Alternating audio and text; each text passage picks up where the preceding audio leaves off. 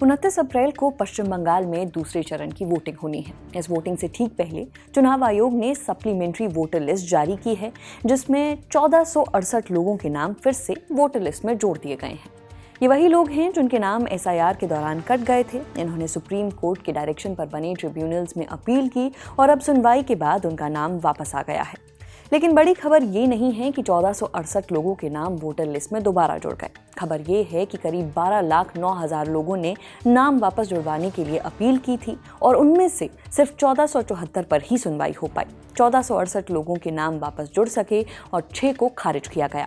यानी लाखों लोगों का वोट देने का अधिकार अभी भी अधर में लटका हुआ है। इंडिया टुडे की रिपोर्ट के मुताबिक कोलकाता के जोका इलाके में Shyama Prasad Mukherjee national institute of water and sanitation के बाहर लंबी कतारें देखी गई, जहां लोग भीषण गर्मी में अपनी अपील पर सुनवाई का इंतजार कर रहे हैं। बाकी ट्रिब्यूनल्स के बाहर भी हालात अलग नहीं हैं। यहाँ मौजूद 19 ट्रिब्यूनल्स किस गति से काम कर रहे थे, इसका अंदाजा आप लगा ही सकते हैं।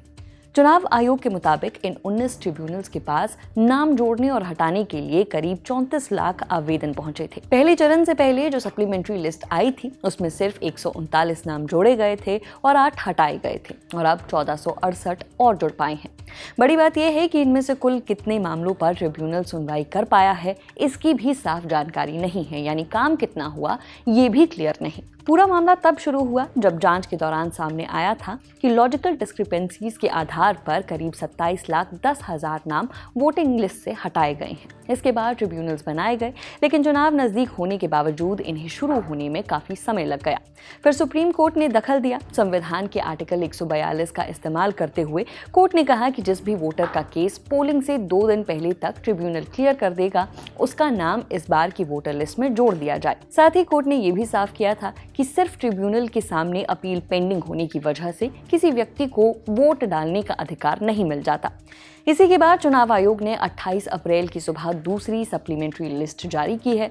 इंडियन एक्सप्रेस की रिपोर्ट के मुताबिक पूरी अपडेटेड लिस्ट 29 अप्रैल शाम तक जारी हो सकती है। रिपोर्ट के मुताबिक पूरे SIR प्रोसेस में अब तक करीब 91 लाख लोगों के नाम वोटर लिस्ट से हटाए जा चुके हैं, जो कुल वोटर्स का करीब 12% है। इसमें से 60 लाख से अधिक लोगों को गैर हाजिर या मृत की श्रेणी में रखा गया था, जबकि 27 लाख लोगों का मामला ट्रिब्यूनल्स के सामने पहुंचा था।